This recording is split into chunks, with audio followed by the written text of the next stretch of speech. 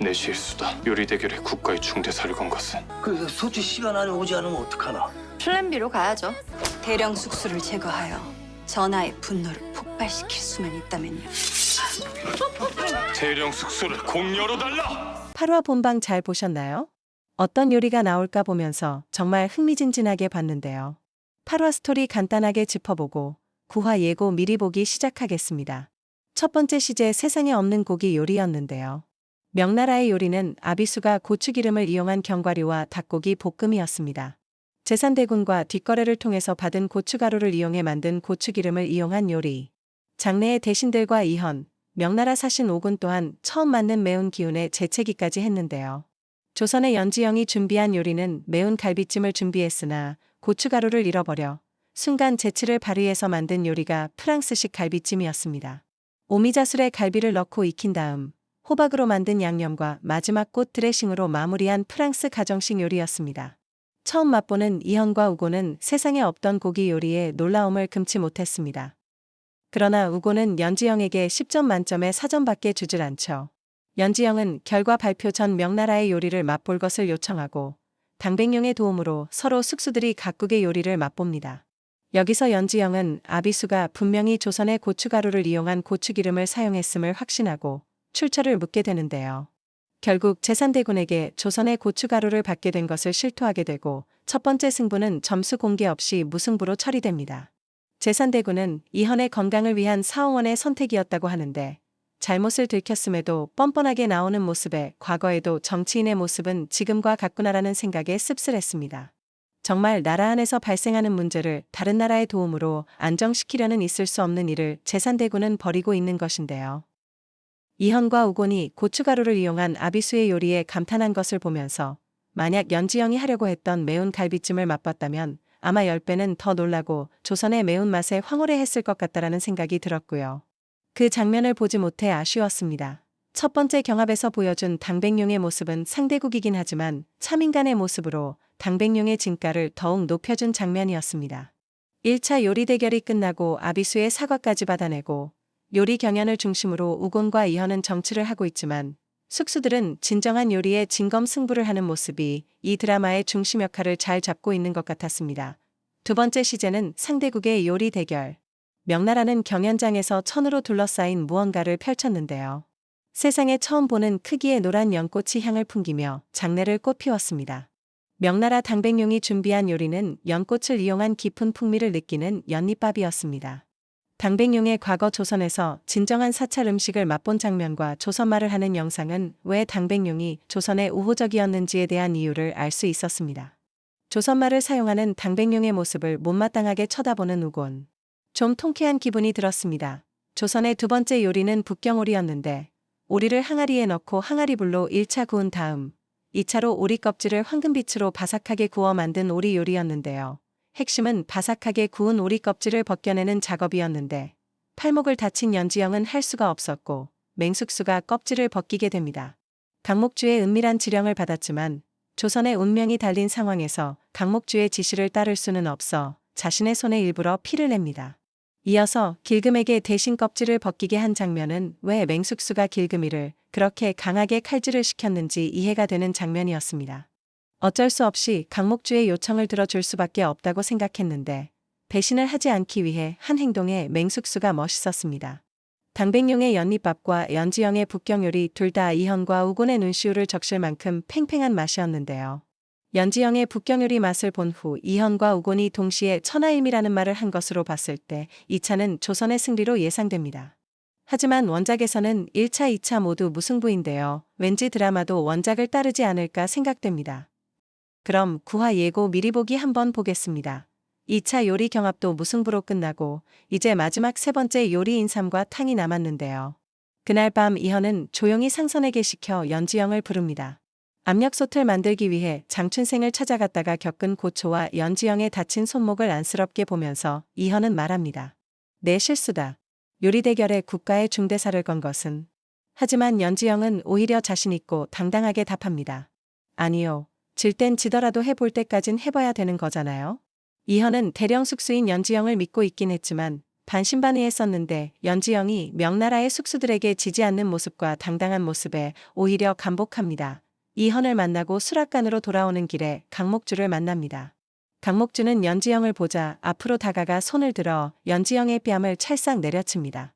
연지영의 뺨은 붉게 변했고 숙수들은 순간 벌어진 상황에 당황하고 놀란 눈으로 강목주를 바라봅니다. 내년이 감히 뭔데 이 야심한 밤에 주상을 아련하는 것이냐. 요망한 계집 같으니라고. 내년이 그렇다고 주상의 마음을 잡을 수 있을 것 같으냐? 연지영은 갑자기 벌어진 상황에 당황했지만 담담하고 침착한 어조로 대답합니다. 오해가 있으신 것 같습니다. 저는 조선의 숙수로서 내일 경합에 대해서 말씀드렸고 조선을 위해 오직 명나라와의 경합에만 신경을 쓰고 있습니다. 연지영은 속으로 강목주에 대한 경계심이 생깁니다. 늦은 저녁이었지만 수락안에서는 내일 마지막 경합을 위해 숙수들이 신선한 식재료 준비와 요리 연습으로 분주하게 움직이고 있습니다. 엄숙수는 연지영에게 말합니다. 만약 장춘생이 제 시간에 압력솥 뚜껑을 가져오지 못할 시 어떡하나? 연지영은 담담하게 대답합니다. 플랜 B로 가야죠. 플랜 B로 진행하지 않기를 간절히 바랍니다. 한편 강목주는 제산대군과 만나서 세 번째 요리 경합에 대해 얘기합니다. 강목주는 제산대군에게 말합니다. 만약 이번 대결이 연지영의 승리로 돌아가면 이현의 왕권 교체는 더욱 어려워지고 대군과 저는 앞으로의 안위를 보장하기 어렵습니다. 연지영이 고춧가루를 이용하지 못하도록 했는데도 첫판을 비기다니. 낭패로군. 강목주는 낮은 목소리로 제산대군에게 말합니다. 대감 지금이 기회입니다. 대령 숙수를 제거하여 전하의 분노를 폭발시킬 수만 있다면요. 이현의 폭정을 공론화해서 명나라에게도 명분을 쌓아 우리의 계획을 도모하는 게 좋을 것 같습니다. 드디어 3차 요리 경합의 시작.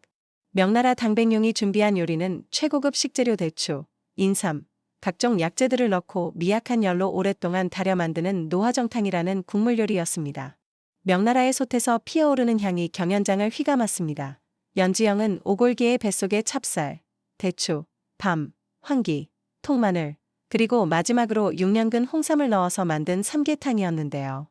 모든 재료들은 준비가 됐고 지영은 다친 손을 부여잡으며 숙수들과 초조한 얼굴로 장춘생이 솥뚜껑을 가지고 오기만을 손꼽아 기다리고 있습니다. 춘생님 제발 제 시간에 당도하길 빕니다. 경연 시간은 속절없이 다가오고 장춘생의 모습은 보이지가 않습니다. 연지영은 며칠 전 장춘생 집에서 일어났던 일을 회상합니다. 은둔 생활을 했던 장춘생이 다시 한번 조선을 위해서 용기를 내어 압력솥을 만들기로 한 약조. 온몸의 땀과 그을음을 뒤집어 쓴 채로 공길이와 함께 만들었던 압력솥. 내가 압력솥을 만들어 보겠소. 대령 숙수는 이 압력솥으로 조선의 자존심을 지키시오. 결연한 의지를 보였던 장춘생. 하지만 어느덧 요리 경연은 시작되었습니다. 이제부터 요리 경연을 시작하시오. 어쩔 수 없이 플랜 B로 가야 되는 것인가 작은 탄식이 흘러나옵니다. 연지영은 어쩔 수 없이 준비한 오골계와 찹쌀, 대추, 밤, 황기, 통마늘, 그리고 6년근 홍삼의 재료들을 준비하기 시작했습니다. 그런데 바로 그때 경연장 밖에서 요란한 소리들이 들립니다. 이걸 반드시 대령 숙수에게 전달해야 합니다. 하지만 내막을 알리 없는 궁궐의 내금위 병사들은 이를 막아섭니다. 지금은 전하와 명나라 사신을 모시고 요리 경합을 하고 있어 못 들어간다. 경연장 밖의 요란한 소리에 이현은 잠시 진위를 알아보라고 지시하고 장춘생이 도착함을 알게 됩니다. 어서 들게 하라. 장춘생은 흰 보따리를 꼭 끌어안고 경연장에 들어옵니다. 장춘생의 모습을 본 연지영은 이내 안도의 한숨을 쉬며 장춘생을 맞이합니다. 내가 너무 늦어서 미안하오 대령 숙수. 늦은 내막은 나중에 알려드리리다. 우선 이것부터 받으시오. 아닙니다. 아직 늦지 않았습니다. 아직 충분한 시간이 남아 있습니다. 약속을 지켜주셔서 감사합니다. 연지영은 장춘생의 피 묻은 옷과 땀을 보면서 솥뚜껑을 가져오는 동안에 겪었을 고초를 생각하며 뜨거운 눈물을 삼킵니다. 이제 됐다. 장춘생으로부터 솥뚜껑을 건네받은 연지영은 숙수들과 모든 준비를 마무리합니다. 순간 제산대군은 눈살을 찌푸리며 낮은 소리로 중얼거립니다. 아니 도대체 이거 하나 제대로 처리를 못한단 말이냐. 장춘생이 늦은 이유는 바로 제산대군 수하들의 방해가 있었으나 공길이의 도움으로 가까스로 도착한 것이었습니다. 이현과 우곤 그리고 명나라 숙수 당백룡은 처음 보는 요리기구에 놀라고 있습니다. 과연 저것이 무엇인가?